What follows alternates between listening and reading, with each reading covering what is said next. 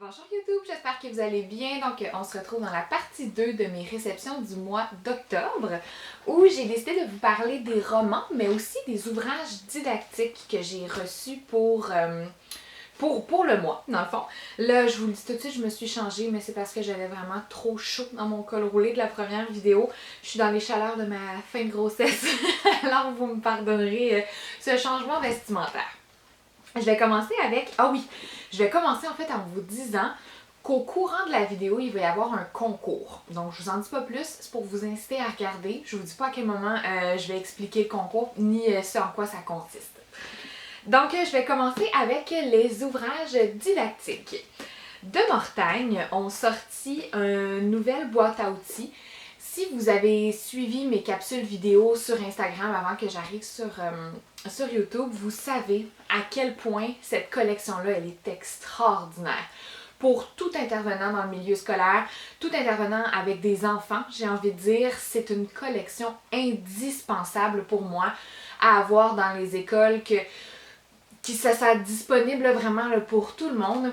Et ici, leur nouveauté, c'est sur l'hypersensibilité sensorielle. C'est tellement intéressant. C'est un diagnostic que j'ai envie de dire qui n'était pas si présent que ça il y a quelques années. Moi, je suis quand même relativement nouvelle dans le milieu de l'éducation. Ça fait 5 ou 6 ans là, que j'enseigne. Et j'ai pas eu d'élèves encore qui ont eu ce diagnostic. Toutefois, j'ai des élèves qui ont eu des traits, donc hyper sensibles. Et je trouve ça merveilleux qu'on soit enfin, nous, outillés en tant qu'enseignants ou en tant que n'importe quel intervenant pour justement intervenir auprès de ces enfants. Donc, si vous ne connaissez pas la collection, elle se fait souvent là, en 2 volumes. D'abord, l'édition ici qui est racontée aux enfants. Et là, ici, on raconte une jeune fille qui va à l'anniversaire, à la fête d'anniversaire de son amie. Puis on voit comment il y a plein de petits obstacles dans le fond dans son quotidien qui font en sorte qu'elle tombe en surcharge rapidement. Et à la fin, même avec juste celui-là ici, là, vous seriez gagnant parce que la moitié, je dirais, du livre, c'est vraiment narré. Donc on a vraiment une histoire où on raconte un personnage qui a une hypersensibilité. Mais ensuite, on a des trucs pour les enfants, des trucs et stratégies. Regardez, je donne des exemples ici. On a des trucs pour les parents, pour les intervenants, mais c'est vraiment toujours fait dans une façon avec un verbatim pour enfants, donc c'est vraiment merveilleux. Et ça ici, dans le fond, c'est la suite, c'est ce qui va avec, j'ai envie de dire. Et là, ici, on est vraiment dans un ouvrage là, pour les adultes et pour les intervenants. C'est écrit par 2 ergothérapeutes. C'est vraiment extraordinaire, je vous le conseille 100%. Je l'ai lu, évidemment en diagonale, là, étant donné que je suis à la maison, mais c'est tellement une table de matière qui est riche, qui nous aide au quotidien, qui nous aide à comprendre, qui nous aide à prévenir. C'est vraiment une collection que j'adore, mais là, c'était un sujet qui était vraiment encore plus pertinent pour moi. Un autre ouvrage didactique qui est sorti ce mois-ci, c'est la nouveauté de mes 2 amies, donc de 2 filles autrement, enseignées autrement. Donc Alexandra Goyer et Pierre-Anne Poulain. Je suis tellement contente. D'abord, il est absolument magnifique, là. On s'entend, je trouve que le choix de couleurs est tellement beau, tellement sobre mais doux, délicat en même temps. L'intérieur est magnifique. Et j'ai aimé beaucoup, à chaque mois, on a la partie... En fait, c'est ça, c'est un ouvrage didactique pour les profs où on vient décortiquer l'année par mois pour voir comment, c'est quoi l'année dans le fond d'une prof en mois. Et on a toujours ici là, une petite portion cher journal où on a comme comment la prof se sent à l'arrivée de ce mois ou pendant ce mois-là. Et on a plein d'informations, de trucs, de choses à dire sur le mois qui se passe. Tu sais, c'est vraiment ancré sur la pratique. Ancré sur le concret, j'ai envie de dire. Et j'ai beaucoup aimé parce que je trouve que dans ce tome-là, est-ce que je l'ai préféré que le premier? Oh, c'est une bonne question que je me pose à moi-même, là, il n'y a pas personne là. Mais je trouve qu'elles ont beaucoup mis de l'avant la remise en question. Il y a une portion sur l'évaluation, qu'est-ce qu'elles ont changé depuis le premier tome, qu'est-ce qu'elles ont justement, comment elles ont évolué. Puis je trouve ça beau de voir qu'elles acceptent de se mettre dans cette position-là de changement et de remise en question, de remise à neuf. Puis c'est pas parce que ça fait plusieurs années que tu es en enseignement, au contraire, là, justement, on est toujours en train de vouloir s'améliorer. Donc, si vous avez des jeunes profs autour de vous, mais même pour les plus vieux et ceux qui sont plus expérimentés, je pense qu'il y a vraiment des belles introspections à faire grâce à ça. Puis il y a toujours aussi des trucs auxquels on n'a pas nécessairement pensé qui sont pertinents. Alors bravo les filles pour ça. Ok, dans la portion roman maintenant. Le seul que je n'ai pas lu ce mois-ci, je l'ai reçu comme trop tardivement là, dans le mois pour la brique que c'était. J'ai dû faire des choix. On a Le garçon aux pieds à l'envers, les chroniques de Saint-Sévère. C'est écrit par Feu François Blais, publié aux éditions Fides. Et quand je vous dis que je ne l'ai pas lu au complet, je l'ai pas lu dans le fond, c'est que je l'ai seulement commencé. Il a l'air très épais, mais les pages sont épaisses aussi. Donc ça, c'est quand même quelque chose qui va... Qui pourrait rassurer les élèves parce que tu sais, je pense que ça va vraiment être pour les très bons lecteurs du 3e cycle et premier cycle du secondaire, là, assurément. Je l'ai commencé, puis l'ambiance, elle est là dès le départ. Là. On a du mystère, on a... Tu sais, comme François Blais, je l'ai toujours trouvé bon, justement, dans ses ambiances, dans ses descriptions. Donc, j'ai hâte de... Je l'ai vraiment pas lu beaucoup, donc je peux pas vous faire une critique qui est complète. Mais si c'est un coup de cœur, j'y reviendrai là, dans la prochaine vidéo mensuelle. Un coup de cœur! Myriane est peut-être allée trop loin. Ça ici, c'est écrit par Émilie Ouellette. Si vous me suivez sur Instagram, vous savez que Émilie Ouellette, c'est pour moi vraiment une de mes autrices québécoises préférées. Je l'ai connue l'année passée avec Fab, avec sa série Fab. Non, c'est pas vrai, je l'ai connue il y a 2 ans avec sa série L'Après. J'en ai parlé dans une de mes vidéos littéraires sur Instagram que je trouvais que c'était un petit peu trop poussé, un petit peu trop violent, j'ai envie de dire, pour le primaire. Fab, c'est... ma série coup de cœur de 2021, vraiment, Fab, c'est extraordinaire, c'est la série que j'aurais aimé lire enfant, la série que je recommande à tous mes élèves. Je pense que j'avais jusqu'à la fin de l'année, l'année passée, je pense que j'avais comme 8 ou 9 élèves qui l'avaient lu en 5-6. Et là ici, donc, Émilie Ouellette nous arrive avec une série pour plus le 2e cycle. Donc, je vous montre, là, on est quand même dans des gros caractères. On a parfois des petits dessins comme ça. C'est super bon. Je trouve que la force d'Émilie Ouellette se trouve vraiment dans les personnages. On a des personnages qui sont authentiques. On a des personnages comme elle a des enfants, Émilie Ouellette, puis ça paraît parce que juste la façon que les personnages se chicanent, que les enfants se chicanent dans la famille, je me revoyais moi en train de me chicaner avec mes frères. De la façon que l'enfant pense, comme clairement elle a une énorme force pour les personnages. J'ai envie de dire que juste avec la couverture, avec les élèves, on pourrait aller travailler la prédiction et avec les traits des personnages parce que là, ici, on a des étiquettes qui viennent avec l'image, donc boîte à idées, style unique, espionne ninja. Ok, mais juste avec la couverture, comment vous pensez qu'elle va être, Myriane? Pourquoi vous pensez que c'est ces 3 mots-là qui ont été utilisés pour la décrire? Alors, c'est vraiment le fun. L'écriture, elle est super agréable. On a une plume qui est féministe, encore une fois. On a une plume qui veut une justice sociale, qui est vraiment agréable à lire. Tu sais, il y a un passage où la jeune fille, elle sort de la classe, la cloche de récréation sonne. Elle sort de la classe pour aller rapidement à la récréation. Puis là, c'est écrit « Je cours en marchant ». Puis ça me fait tellement rire parce que c'est tellement ça des enfants. Donc comme je vous dis, on a vraiment une plume qui est authentique, qui est concrète, qui est vraiment humoristique en même temps et qui est justement féministe. Donc ça, c'est vraiment une valeur qui ressort beaucoup dans les œuvres d'Émilie Ouellette. Et là ici, c'est la même chose. On parle de hockey, on parle de sport, on parle de performance, de dépassement de soi, d'égalité des sexes. Donc vraiment une super belle lecture que je mettrai assurément, que je lirai à mes élèves du 2e cycle puis que je mettrai assurément dans ma classe au 3e cycle. Ensuite, chez Héritage Jeunesse, nous avons les 2 nouveautés de la collection unique. Et c'est ça le concours! Donc, je suis super excitée de vous dire que parmi toutes les personnes qui vont commenter la vidéo sur YouTube directement, vous pouvez mettre un commentaire là, vraiment sur n'importe quel sujet, n'importe quel livre qui vous aura parlé. Ben moi, je vais piger une personne parmi tous les commentaires sur YouTube dans une semaine. Donc, aujourd'hui, on est le 7, alors on se donne dessus jusqu'au 11. Tiens. Jusqu'au 11 novembre, toutes les personnes qui vont avoir commenté vont courir la chance de remporter les 2 nouveaux livres de la collection unique. Si vous ne connaissez pas la collection unique, c'est une collection poétique pour les jeunes qui parle de thèmes très forts, très coup de poing, très crus et qui a un graphisme extraordinaire. Donc, on vient jouer avec le graphisme pour venir mettre en mots d'autres émotions. On vient jouer justement, si par exemple le personnage se sent à l'écart, bon ben on va écrire « je me sens à l'écart ». Donc, c'est pour vous donner à peu près une idée.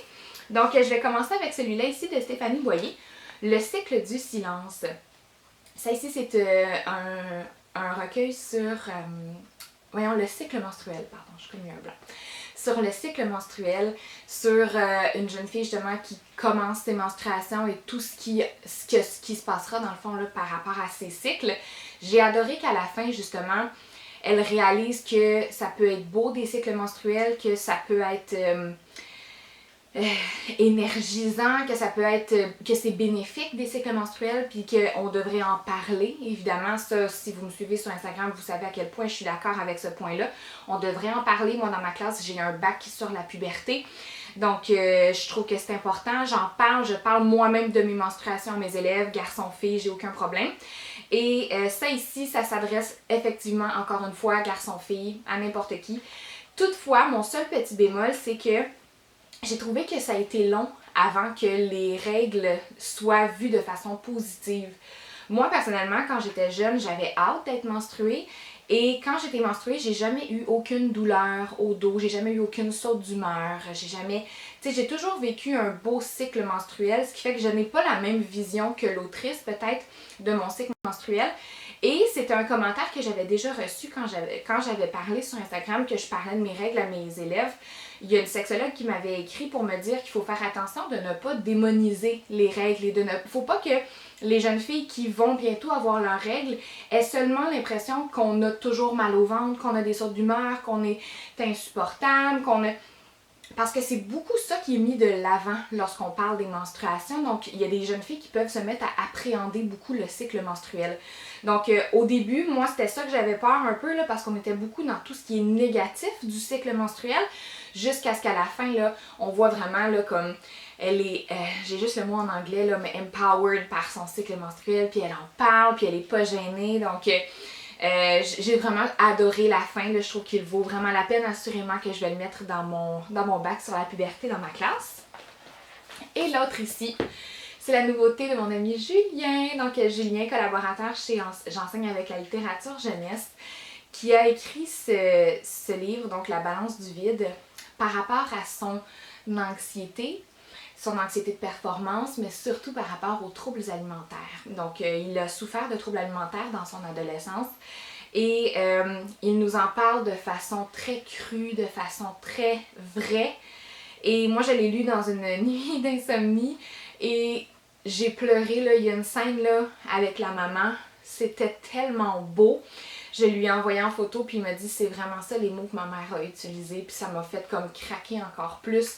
C'est magnifique, c'est tellement une belle œuvre, là, sincèrement, les mots. Puis je le dis pas juste parce que c'est mon ami, j'aurais dû dire que c'est mon ami à la fin de la vidéo, mais c'est extraordinaire comme œuvre, sincèrement. Puis je le pense pas juste parce que c'est mon ami. C'est doux, mais dur à la fois, c'est cruel, mais attendrissant. C'est comme rempli de contrastes, mais rempli de beauté. Alors, je vous le conseille pour vous. Je ne pense pas que je le mettrais dans ma bibliothèque de classe du primaire parce que c'est quand même un sujet qui est fort et ça, c'est lui qui me l'avait dit, là, que parfois, quand on a des... dans le livre, il y a une façon il y a la réelle façon comment il a souffert de son trouble alimentaire, là. Et la réelle façon, je sais pas comment je pourrais l'exprimer différemment. Bref, il y a comme une façon qui est très explicite, disons, de sa souffrance. Et c'est pas recommandé de mettre ça, surtout pas pour le primaire. Je le garde assurément dans ma bibliothèque, non seulement pour moi, mais parce que ça pourrait arriver, moi je suis en 5-6e année, ça pourrait arriver que des élèves vivent avec ce trouble-là et qu'ils soient prêts à le lire, ce livre-là. Donc je le garde dans ma bibliothèque personnelle, puis ça sera à prêter si j'en ai besoin, puis je me considère vraiment chanceuse d'avoir justement un outil pour pouvoir peut-être aider des futurs élèves dans ma classe. Donc félicitations encore Julien. Et je rappelle que vous avez jusqu'au 11 novembre pour commenter et courir la chance de remporter les 2 exemplaires. Toujours chez Héritage, nous avons ici un nouveau frisson qui est un nouveau, dans la collection des frissons, mais c'est un Dont tu es le héros. Donc ici, on a le lac hanté, qui est l'histoire de 2 cousins là, qui s'en vont pêcher, comme dans la Côte-Nord, là, si je me rappelle bien. Et c'est nous-mêmes qui devons faire des choix. Donc, est-ce qu'ils vont au lac ou est-ce qu'ils vont à la rivière? Est-ce qu'ils retournent sur leur pas ou ils continuent leur chemin? Est-ce qu'ils appellent leurs parents? Donc, c'est nous-mêmes qui devons faire nos choix. Ça va quand même vite, je vous dirais. C'est vraiment rapide comme histoire, mais il y en a 10 histoires. Il y a 10 possibilités. Plus de 10 chemins à explorer. Donc, pour des élèves qui ont envie de quelque chose de rapide, tant mieux. Ça a l'air plus gros que ce que ça prend du temps à lire, j'ai envie de dire. Mais ça peut aller vite. Et l'ambiance est là, c'est bien. C'est pas si épeurant que ça. Donc, je serais très à l'aise de le mettre dans ma bibliothèque là, comme sans avertissement. Moi, j'ai 2 bacs. J'ai un bac pour frisson, comment je l'ai appelé? Donc, frisson extrême, puis comme frisson léger, mettons là. Donc, celui-là, je le mettrais dans frisson léger. Personnellement, il m'a pas fait peur. En tout cas, le chemin que j'ai choisi ne m'a pas fait peur. Mais ce que je voulais vous montrer, c'est qu'on a quand même des petites touches intéressantes là, sur les pages, à chacun des chapitres. Des petits rappels de pêche et tout. Je parle vite. Je suis essoufflée. Chez Québec Amérique, nous avons ça ici. Donc, je l'ai pris parce que mes élèves adorent les mangas. Comme les mangas, c'était vraiment populaire dans ma classe l'année dernière. Et ça se veut un mélange de roman et de manga. Donc, je me suis dit, pour les élèves qui ne lisent que des mangas, ça pourrait être une super belle porte pour essayer de les ouvrir vers un autre genre littéraire, donc vers les romans. Parce que, dans le fond, c'est pas juste la couverture là, qui rappelle les illustrations asiatiques. On a aussi, quelquefois, à l'intérieur, quelques planches de bande dessinée. Ce que j'aurais aimé, c'est qu'il y en ait un peu plus. J'aurais aimé qu'il y en ait comme quelques-unes de plus pour que, justement, les élèves qui sont récalcitrants à la lecture, que je puisse leur proposer ça pour qu'on ait qu'il y ait comme un entre-deux entre manga et roman. Là, on est vraiment plus un roman avec petite touche de manga. Mais c'est vraiment bon. Donc, c'est écrit par Annie Bacon, qui est l'autrice de Chroniques post-apocalyptiques d'un enfant sage. Ici, on a Romane et les émotis, qui est dans le fond une jeune fille qui va se faire donner genre un pendentif, puis elle va découvrir que elle a maintenant le pouvoir de voir des émotions sur les gens.